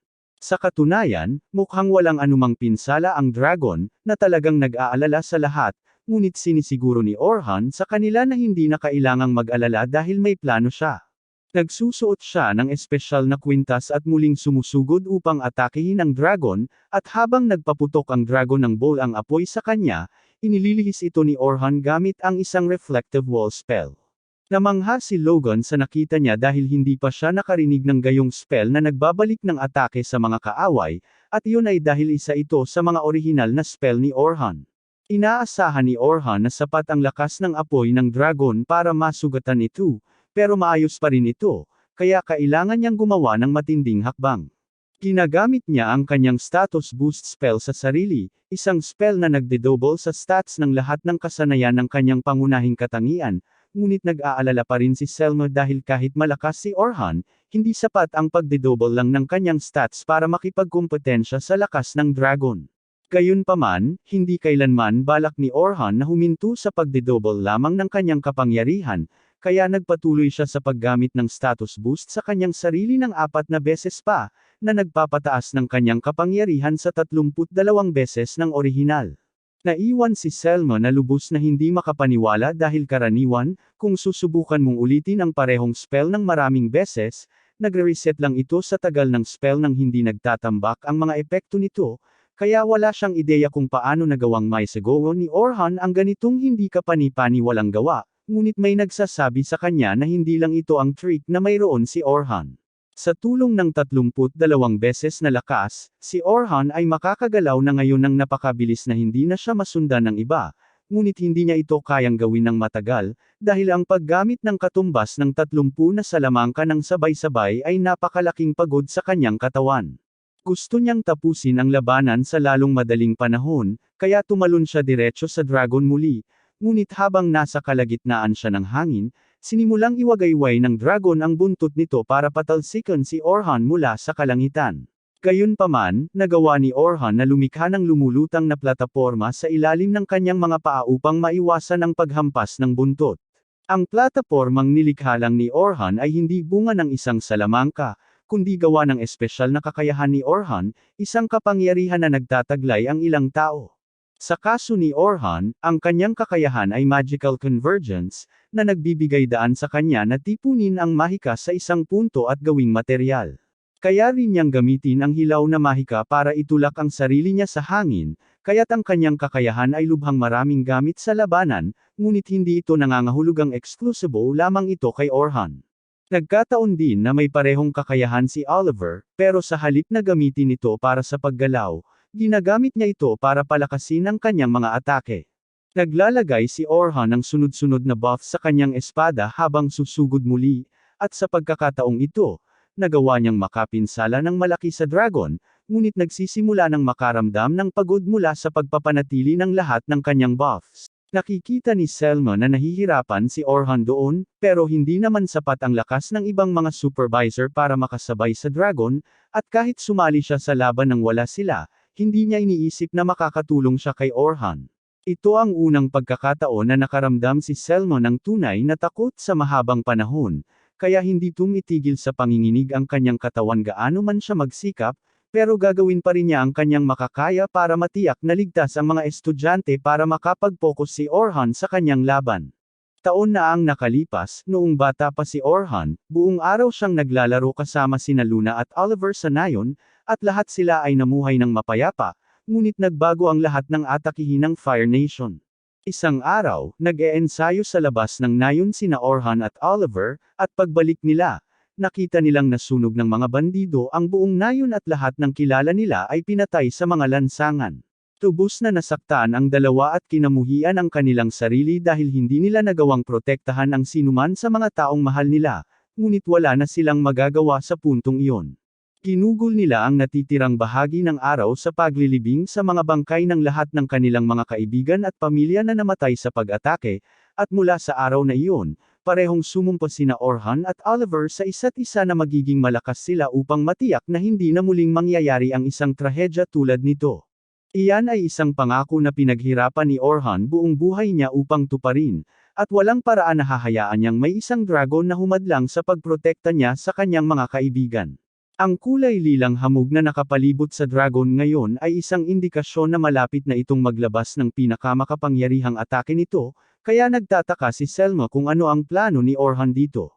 Nalaman niya na malamang na pareho lang ang epekto ng lilang usok sa magical convergence, ibig sabihin, kasalukuyang nagtitipon ng lakas ang dragon para sa pag-atake nito.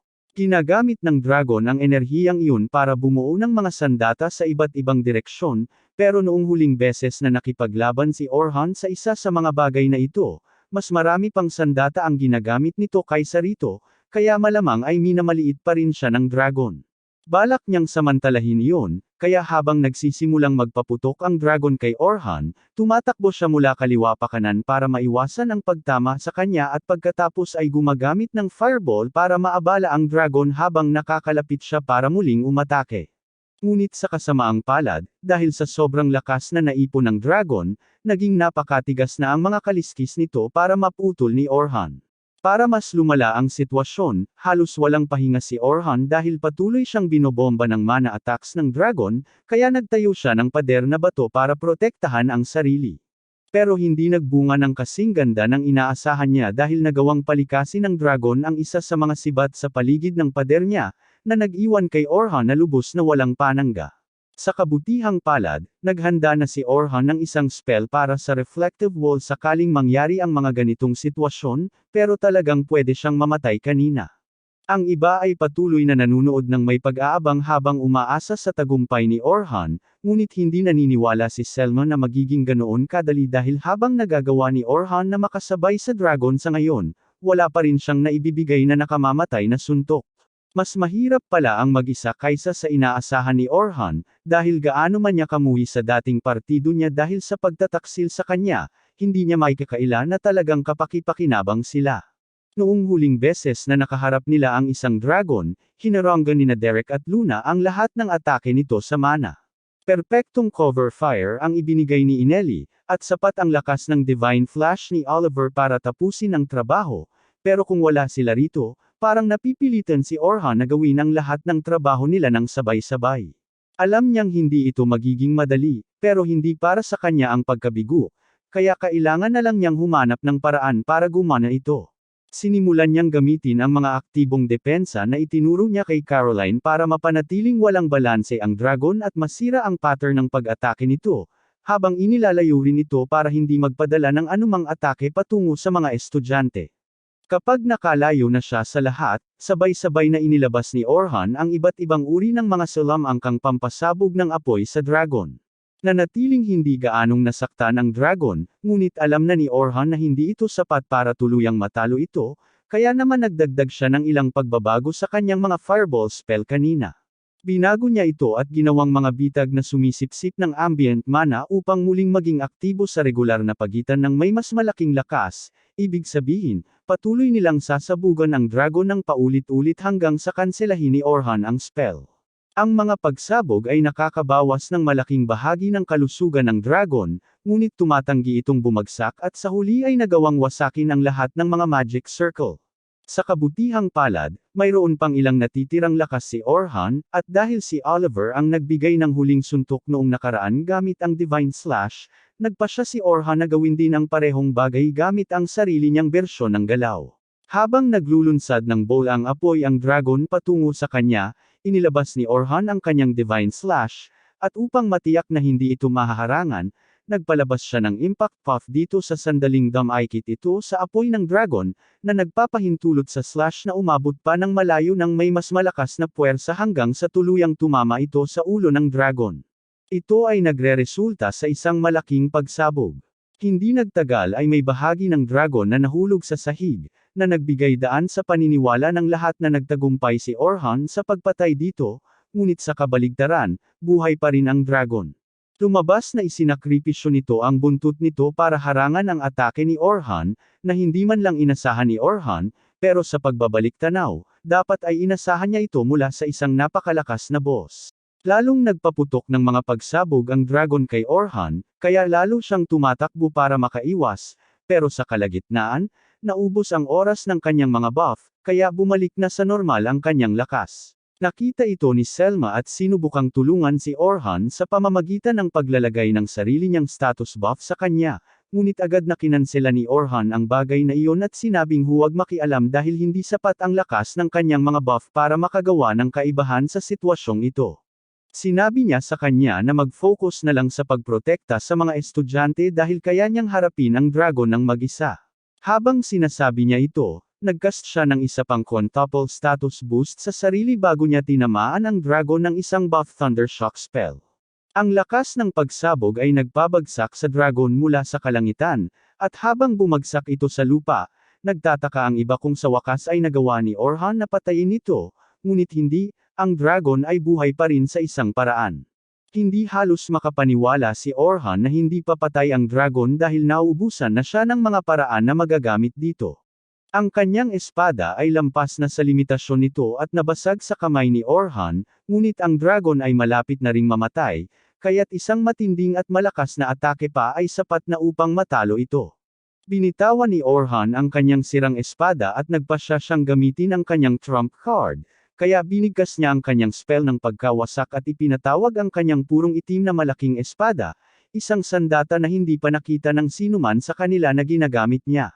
Ang spell ng pagkawasak ay isang spell na nagpapalapot ng lubhang pinalakas na mahika sa hugis ng espada na katumbas ng isang espesyal na ranggong spell. Pagkatapos ay tumalon si Orhan sa dragon para sa huling paghaharap, ngunit sa halip na harapin ito ng diretso, binangga niya ang sarili sa daan-daang reflektibong pader na nakakalat sa buong larangan ng digmaan upang mapabilis ang sarili bago tuluyang atakihin ang dragon mula sa itaas at tuluyang tapusin ito. Sa ibabaw, ang lumang grupo ni Orhan ay nagmamadaling bumalik sa piitan nang mag-activate ang force teleportation na humihila sa lahat sa loob ng piitan pabalik sa ibabaw ayon sa plano. Ngunit sa kanilang pagkabigla, sa sandaling papasok na sila, hinarap nila ang itim na dragon. Lahat sila ay nagulat sa simula, ngunit agad na napagtanto ni Luna na patay na ang dragon at tiyak na na-teleport ito kasama ng ilang mga adventurer, at habang nakatayo sa tabi ng bangkay ng dragon, nakita niya si Orhan na nakasandal sa kanyang espada gamit ang huling lakas nito. Nakikita niyang nasa napakabagsak na kalagayan ang katawan nito, kaya't dali-dali siyang lumapit upang pagalingin siya, ngunit pinigilan siya ni Orhan at sa halip ay humiling na siya na lang ang mag-asikaso ng natitirang paglilinis para sa kanya dahil gusto lang niyang umuwi at matulog. Sa sandaling ito, napagtanto ni Luna na si Orhan lang ang mukhang sugatan sa kanyang koponan, at nangangahulugan ito na siya ang nagpatumble sa dragon mag-isa, na tila hindi kapanipaniwala. At pagdating sa hindi kapanipaniwala, talagang tumatanggi si Derek na maniwala dito, at kahit anong dami ng ebidensya o katotohanan ay hindi magbabago ng kanyang isip. Alam na ni Orhan na sayang lang ang pagsasalita sa isang tanga tulad niya, kaya't hindi niya pinansin ang provokasyon ni Derek at nagpatuloy na lang sa paglalakad pauwi na lalong nagpagalit kay Derek. Sa puntong iyon, sumigaw si Luna kay Derek at sinabi sa kanya na tigilan na ang pagiging katawa-tawa dahil sa simpleng salita, isa siyang tamad, at mananatili siyang tamad hanggang hindi niya matanggap na mas mahina siya nang walang tulong ni Orhan. Ang pagdinig sa napakalohikal na pahayag na iyon ay nagpadala kay Derek sa galit, kaya't sinugod niya si Luna, ngunit hindi siya nagbibiro ng tawagin niyang tambay si Derek, dahil nagawa niyang i-freeze siya sa kanyang pwesto nang hindi man lang gumagalaw ng daliri. At maaari niyang wakasan ang buong karera ni Bro dito kung gusto niya, pero sumigaw si Oliver para tumigil na sila sa pagtatalo. Gayunpaman, kahit na malinaw na mali siya tungkol sa pagiging mahina ni Orhan, ayaw pa ring aminin ni Oliver sa kanyang sarili na siya ang problema.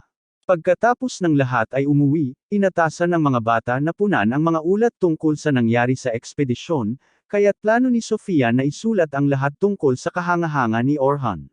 Sobrang excited na siyang magsimula, pero sandali lang, bumalik si Selma sa bahay at mukhang sobrang pagod na pagod siya.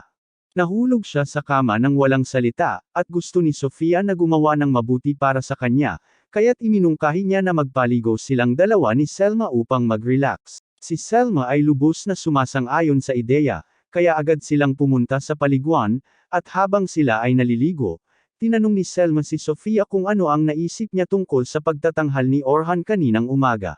Medyo nalilito si Sofia dahil ang nakita niya ay nagpatunay na sobrang lakas ni Orhan na hindi niya man lang malaman kung ano ang ginawa nito.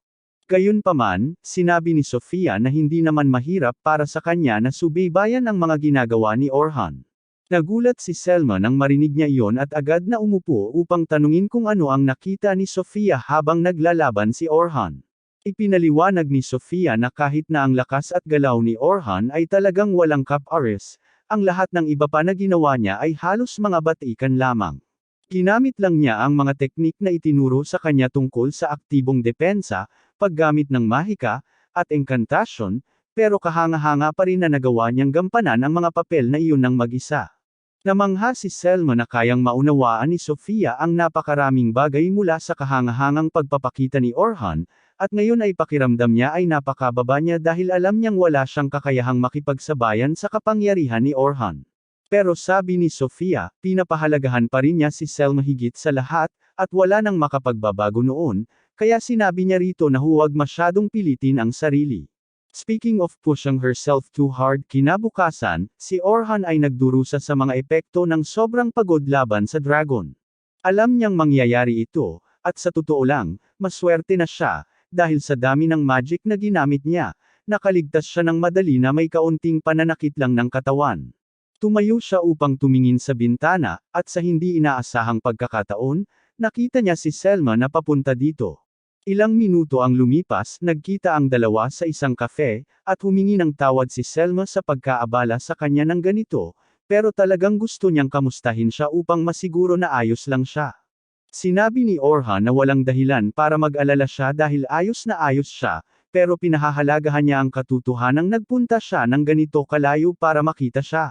Tumayo si Selma at formal na pinasalamatan si Orhan, dahil siya ang tanging dahilan kung bakit nila natapos ang ekspedisyon ng walang kahit isang nasawi, at siya ay labis na nagpapahalaga sa ginawa nito. Tinanong niya si Orhan kung handa ba siyang pumunta sa kanyang tribo dahil gusto siyang makilala ng pinuno, at dahil hindi naman siya masyadong abala ngayon, pumayag si Orhan. Pagdating sa clan, direkta sa punto ang leader at tinanong si Orhan kung nais ba niyang sumali sa Silver Rabbit Clan. Sinabi niya kay Orhan na maaari siyang sumali bilang isang frontline attacker para sa Unit 1, ang kanilang pinakamakapangyarihang grupo ng mga adventurer, at agad siyang itataas bilang isang lieutenant kung sasali siya. Nabigla si Orhan nang marinig yun dahil hindi pangkaraniwan para sa isang kasing bata niya na maging lieutenant, ngunit iginiit ng leader na may sapat na karanasan at kasanayan si Orhan upang maging kwalipikado para sa posisyon. Napalakas ang loob ni Orhan sa alok, at halos sinumang tao ay tatanggapin ang pagkakataon, ngunit ayaw niyang magbigay ng sagot kaagad, kaya humingi siya ng kaunting oras upang pag-isipan ito. Naiintindihan ng pinuno ng angkan at sinabi kay Orhan na maaari siyang maglaan ng oras na kailangan niya, ngunit habang umaalis si Orhan, ipinaalam sa kanya na gusto rin siyang makita ng pinuno ng guild ng mga adventurer. Kaya nagpasya siyang doon na pumunta sunod. Sa daan papunta roon, iniisip ni Orhan ang alok mula sa Silver Rabbits, at talagang magandang deal ito. Pero hindi niya maiwasang mag-alala na baka magkatulad lang ang mangyari tulad ng sa kanyang lumang koponan, at iyon ang huling bagay na gusto niyang mangyari. Ayaw na niyang isipin pa ang mga iyon pagkatapos ng lahat ng pinagdaraanan niya, pero sa kasamaang palad, nang dumating siya para sa pulong kasama ang guildmaster, nalaman niyang naroon din ang mga dati niyang kasama sa grupo. Kahit na, nagsimula na ang pulong, at binanggit ng guildmaster na lahat ng ulat ay nagsasabing pinatay ni Orhan ang Black Dragon. Kaya tinanong niya si Orhan kung totoo ito, at kinumpirma niya, pero isang segundo lang, nagmaktol sina Derek at Anlay at sinabi kay Orhan na dapat siyang magpasalamat sa kanila dahil swerte lang siya na siya ang nakapagpamatay matapos nilang palembutan ang dragon, at honestly, humahanga ako, kasi ang antas ng delusyong ito ay kasing taas ng mga Gojo Resurrection stands. Tama lang na sinabi ni Orhan kay Derek na manahimik siya dahil masyado siyang bobo para makabuo ng wastong opinyon, at mukhang magagalit na si Derek, pero sinabi ng Guildmaster na umupo siya bago pa siya masuspend. Pagkatapos, tinanong ni Orhan si Oliver kung bakit sa tingin niya ay magandang ideya na dalhin ang kanyang bagong enchanter sa ika-72 palapag ng piitan sa kanyang unang araw. Tinanong niya kung talagang inisip niyang madali lang ito, dahil lang sa nakapunta na siya sa palapag na iyon dati, at tama si Orhan doon, pero masyadong mayabang si Oliver para aminin ito. Sinimulan ni Orhan na batukan siya dahil sa kanyang hanggal na desisyon, dahil naaalala niyang partikular na pinayuhan si Oliver na huwag pumunta roon dahil hindi pa siya sapat na malakas para dito. Naalala ni Orhan iyon, pero inisip niya na kung makakakuha sila ng isang enchanter na may mahika na mas epektibo pa kaysa kay Orhan, madali na lang sana makatawid sa mas malalim na mga palapag. Sa puntong ito, hindi nagalit si Orhan sa buong pagkatanggal sa trabaho, pero galit siya sa katotohanang tila hindi nauunawaan ni Oliver kung gaano kahalaga ang trabaho ng isang enchanter. Sumagot si Oliver at sumigaw na lubos niyang nauunawaan ang halaga ng isang enchanter, kaya't kumuha siya ng bago, pero sa paraan ng pagsasalita niya, malinaw kay Orhan na wala siyang kaalam-alam sa tunay na ginagawa ng mga enchanter. Sinimulan ni Orhan na isa-isahin ang bawat individual na magic resistance at buff durations para sa bawat miyembro ng koponan, at ipinaliwanag niya na kailangan ng isang enchanter na subaybayan ang lahat ng mga numero habang nagbibigay ng mga utos sa partido at sinusubaybayan din ang mga galaw ng kalaban, at gusto niyang malaman kung sa tingin ni Oliver ay kaya niyang gawin iyon kung susubukan niya. Samantala, sa Silver Rabbit Clan, naglalakad sina Logan, Sofia, at Carolyn sa mga pasilyo at pinag-uusapan kung ano ang maaaring gawin ni Orhan sa hinaharap. Wala sa kanila ang nakakarinig ng marami mula kay Orhan simula kahapon, pero iniisip nila na magiging sobrang saya kung sumali siya sa Silver Rabbits dahil mas marami silang oras na magkasama, kaya nagpasya silang tanungin siya kung gusto niyang sumali. Samantala, sa hardin, nakaupo si Selma mag-isa habang iniisip si Orhan, at gusto niya sanang sumali si Orhan sa kanilang grupo, pero duda siya kung gusto ni Orhan na makasama ang isang katulad niya.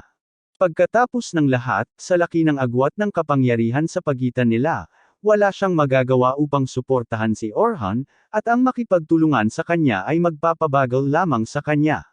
Pagkalipas ng ilang sandali, tumakbo ang mga bata papunta kay Selma at tinanong siya kung alam niya kung saan nakatira si Orhan. Tinanong ni Selma kung bakit gusto nila ang address ni Orhan, kaya ipinaliwanag nila na plano nilang anyayahan si Orhan na sumali sa clan, pero hindi iniisip ni Selma na magandang ideya iyon. Gusto rin niyang sumali si Orhan pero sinabi niya sa mga bata na mahihirapan lang nila si Orhan kung pipilitin nila itong sumali. Gayunpaman, alam na ng mga bata ito, at alam nilang makasarili ang kanyang desisyon na sadyang pigilan si Orhan, pero marami silang matututunan mula sa kanya, at gusto nilang lumaki na sapat na ang lakas upang tunay na makasabay kay Orhan bilang mga pantay. Dahil dito, napagtanto ni Selma na marami rin siyang matutunan kay Orhan, at kahit hindi siya magandang kapareha para sa kanya sa ngayon, maaari pa rin siyang magtrabaho upang maging mas malakas at mapalapit sa kanya. Dahil dito, pumayag siyang subukan ng mga bata na kumbonsihin si Orhan, pero hindi niya ito ibubulgar ng walang dahilan, kaya sa halip na sabihin ang kanyang address, ipinaalam niya sa kanila na kamakailan lang ay nagkaroon ng pulong si Orhan sa guild, kaya kung magmadali sila, maaaring matagpuan nila siya bago siya umalis. Samantala, kakalabas lang ni Orhan sa guild, at dahil naibigay na niya ang kanyang pahayag, papatawan ng parusa ang kanyang dating grupo para sa gulo na kanilang dulot.